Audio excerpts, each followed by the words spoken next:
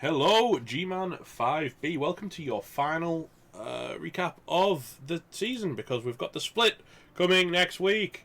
There will be, we'll do a post-season look at the division once the rest of the games in this round have got played. But basically, this is it.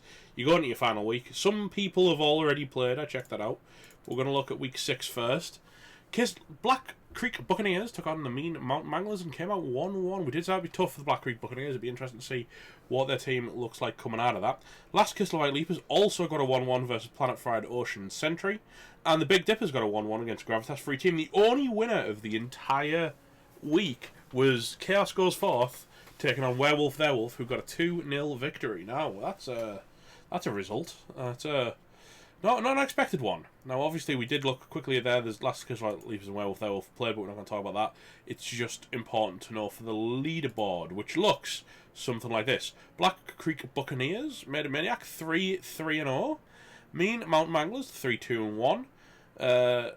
Zenith and Last Kiss White Leapers, 3-2-2. Joint with Werewolf Theirwolf. Werewolf Theirwolf, though, having played their final game, are locked into that position. Now, they're locked into that position with... who else has played this week? Who will be locked? Last Kiss White Leapers will also be locked. So they're both sat on 3-2-2. Now, what that means is very likely they could make it to the... it's very likely that they might make it... One of them might make it across the split into the playoff contention. But it all very much is in the hands of Rennis and the Mean Mountain Manglers. Given that, he has yet to play his game, if he can get a draw or better, he will distinguish himself as the divisional, at worst, the divisional second place with a draw.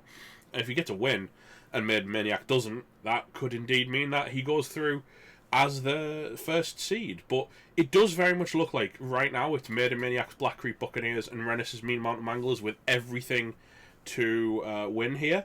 There is an outside chance that Lozra and the Planet Fried Ocean Sentry, if he gets a win at 4-1-0 and Mean Mountain Manglers, doing my math, don't win, a draw would be enough to get Lozra through if he wins, but he has to win. Anything less than a win, and if he gets a draw, he goes into this pile of 3-2-2s, which is not good. Made Maniac is locked. There's no way Made Maniac can not go to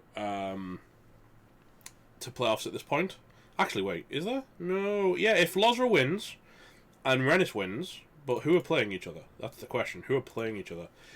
Me and Mount Manglers are taking on Chaos Goes Forth, Planet Fried Ocean Center taking on a Gravitas Free Team, and the Black Creek Buccaneers are playing the Big Dippers. So everyone's playing spoiler for everyone else. No one's playing each other in the top. So there's a world where Made a Maniac isn't locked, but it's close. It's Lozra, Made a Maniac, and Rennis who have everything to play for right now. Last Kiss White Leapers and Werewolf Theirwolf having played, they need to sit on their hands and wait to see what happens with the results from the rest. What an exciting week. It's going to be interesting. Now, quickly jumping in and looking at the teams. Werewolf Theirwolf, let's have a look. These will be finishing. This is what they look like at the end of their first half of the season. We've got a Rookie White, a Guard White, a Block Agility Werewolf. Wow, these werewolves are great. The Mighty Blow, Block, Dodge. I think I'd have taken Tackle on that guy rather than Dodge, but that's just me. I like to turn the killer full killer before I go defensive, but, it's here, there. I like this Agility up. That's really good. That's really, really good.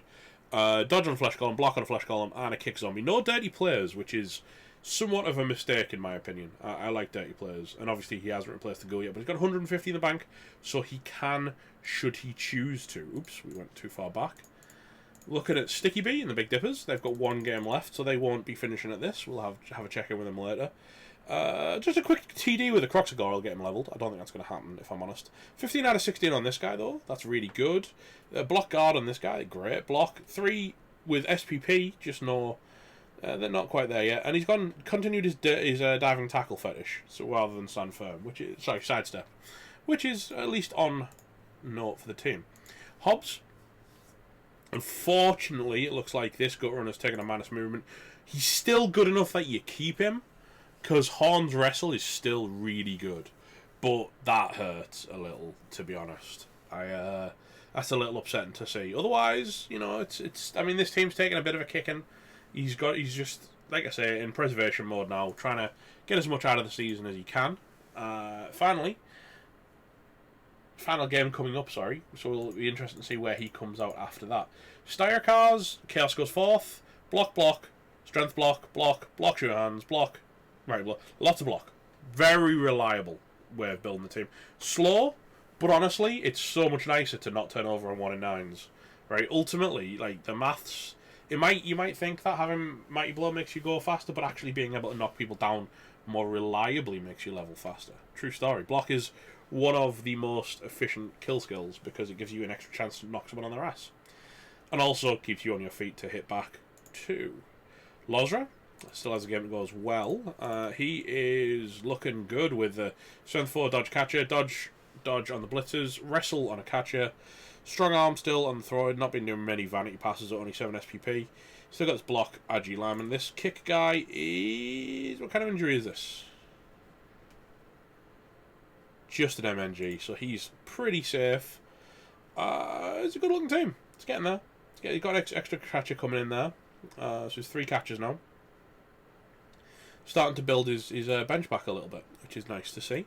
Black Creek Buccaneers, I wonder if this is still as gross after that game with the Dwarves, or did some stuff get broken? Let's have a quick look. Well, we've got this guy who's out, but that's only an MNG, so he's fine. Still at 12 players otherwise.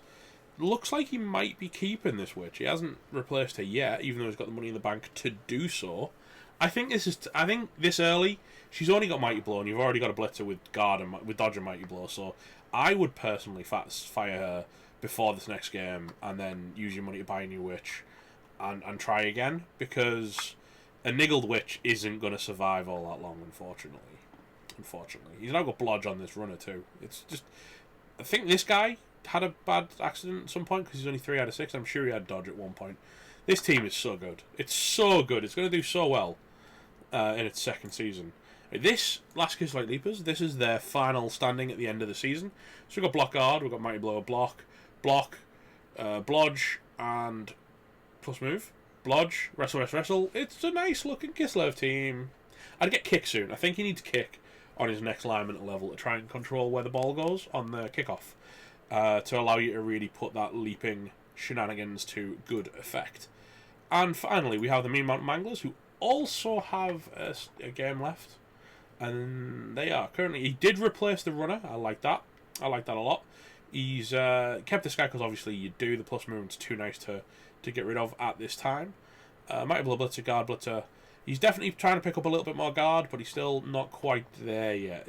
I like kick. I don't hate kick on this guy, to be honest. I think I'd have liked guard more, but I don't hate kick because it allows you to really control the flow of the drive as dwarves, and it's not bad. It's not half bad. So they've got a game to go too. So really, as we go back to the leaderboard a quick second, it's all on Maiden Maniac, who is taking on Big Dippers. And then it's Prompt Ocean Sentry on against the Gravitas Free team. And finally, the Mean Mountain Manglers taking on Chaos goes fourth. Now, it's only going to cause a problem if one of those two, Mean Mountain Manglers and Black Creek Buccaneers, don't win. And then Lozra could sneak in from the backside and steal it like a thief in the night.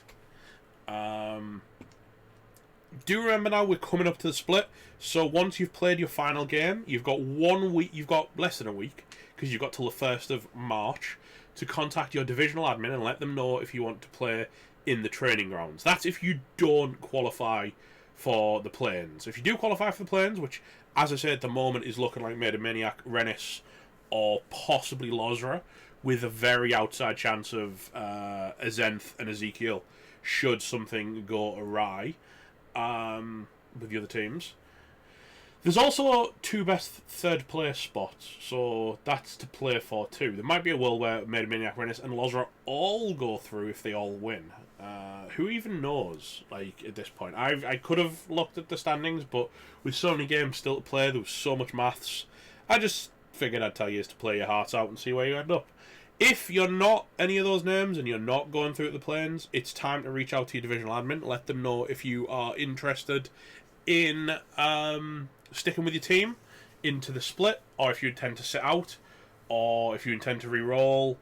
Basically, we just need to know what your plans are. If you don't know what I'm talking about yet, Haringzord has a post on Stickied on the subreddit right now, which will tell you everything you need to know, and you should go and read it immediately. And yes, I know Rebel coaches don't like reading, but really, go read it.